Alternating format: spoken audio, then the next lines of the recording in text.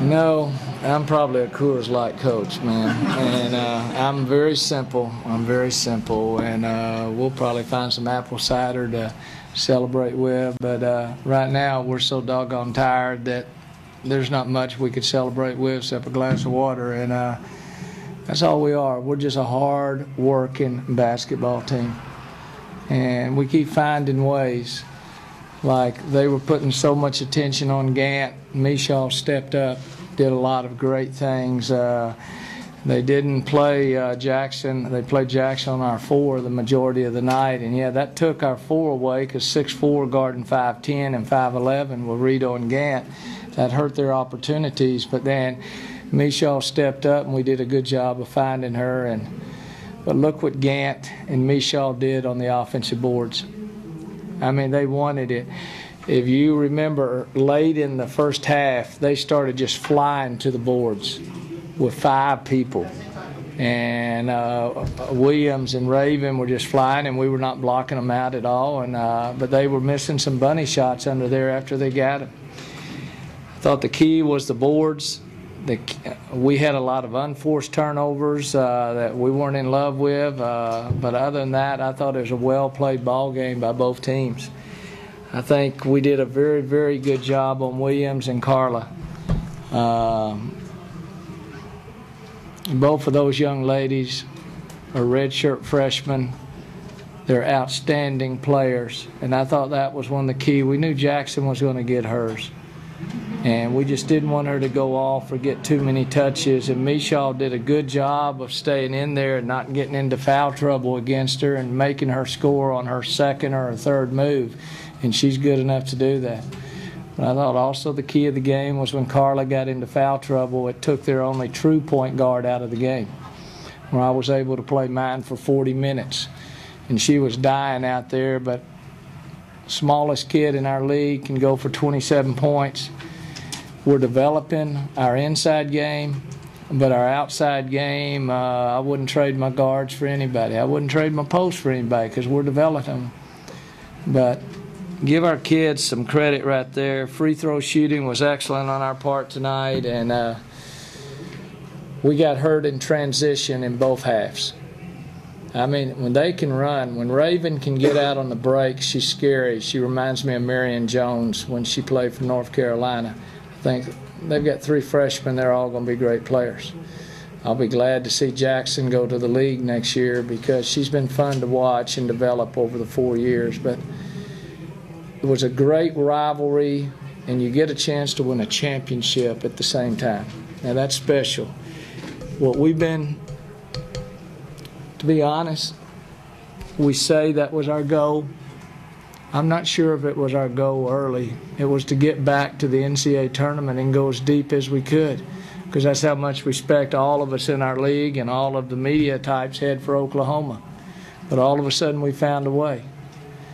But we've sort of been a little bit of the Rodney Dangerfield, and I love that act, baby. I can play that card as well as anybody. I had fans call me last night. I said, didn't you beat Baylor twice and Oklahoma twice, and you're still ranked below both of them?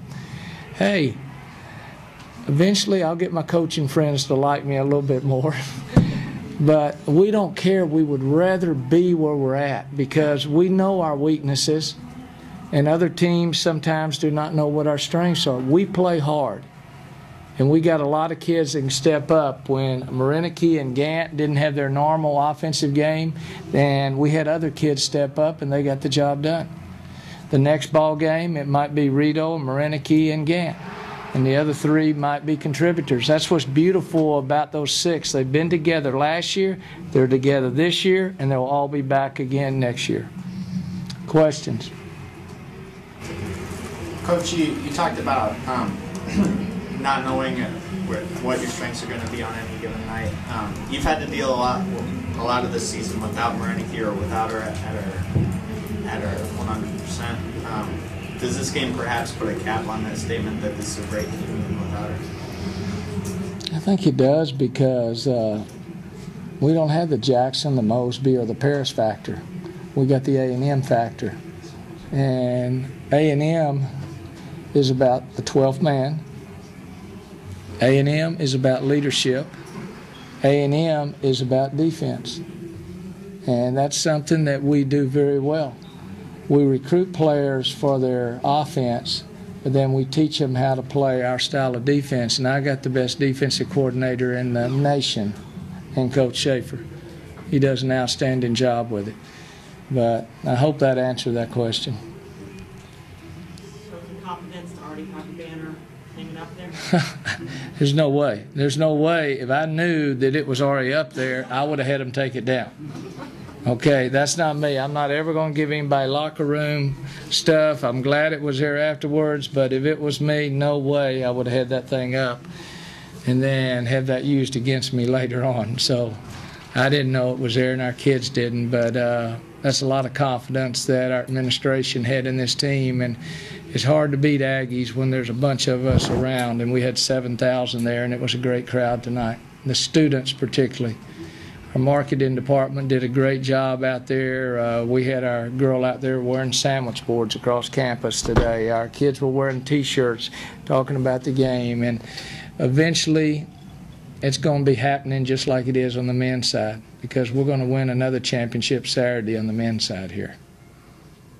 Can you talk about Aqua and what she was able to do today?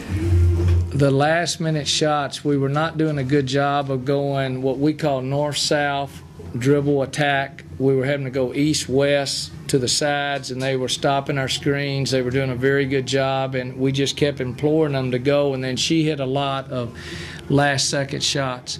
When the ball goes down, I want my creators with the ball. Now, she's better off the dribble than Starks. Starks is a better shooter. Gant is the next best perimeter player, and we needed to get her in the open court a little bit more than we did. But we're working on it. That's what we're doing, dribble attacking. But when we can have the benefit of Mishaw scoring 11 points in there and getting her confidence up, we're going to be better because of that. But she reads the defense and she dissects the defense, and she might be the most underrated point guard in the country. I didn't say she was the best, but she's the most underrated one, but she's got the biggest heart. She's about the size of a few of you sports writers. The smaller sports writers, Robert. Talk a little bit more about her heart and just what, like, how she wanted this. Hey, you got to remember, this kid was not highly recruited at all. None of the big schools in the Big 12 looked at her at all. We took her, we signed her late. She proved it. She's proved it every day. And next year she'll have some help, and she won't have to play 40 minutes. And but she's the, I've used that quote before, the little engine that could. That's her. And she just keeps finding a way, and she does not let a bad shot or a mistake bother her. Now, I jump on her. As you could tell over there, there wasn't no Valentine's being given out, okay? And I stayed on her hard in the first half, but in the second half, when she's in front of me, and I run a lot of stuff, she listens very good. But the ability to make clutch shots down the stretch is very good. Can you kind of talk about the emotions when you took her out with just like 3 seconds left? She came over and hugged you. Can you? That's special. It reminds me way back at Arkansas when I took Christy Smith out against Tennessee in the semifinals, and she had played 40 minutes of about 13 straight games.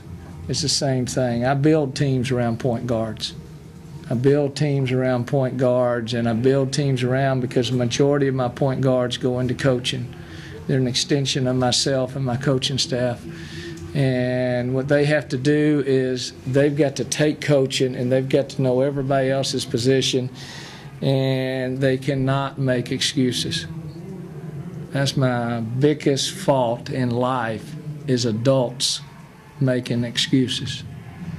We always think kids do, but us adults, we're always justifying or making excuses. That doesn't go in the air, but go ahead. Next question. So the 11 three-pointers that Aqua took, how many did you fuss at her about being good? Well, that was all that we had because we couldn't. They were closing our driving lanes. When they went to that 3-2 zone and put that aircraft carrier out front, Jackson, I mean, she just went like this, and the rest of them could spread out. It's a great defense to put her out there.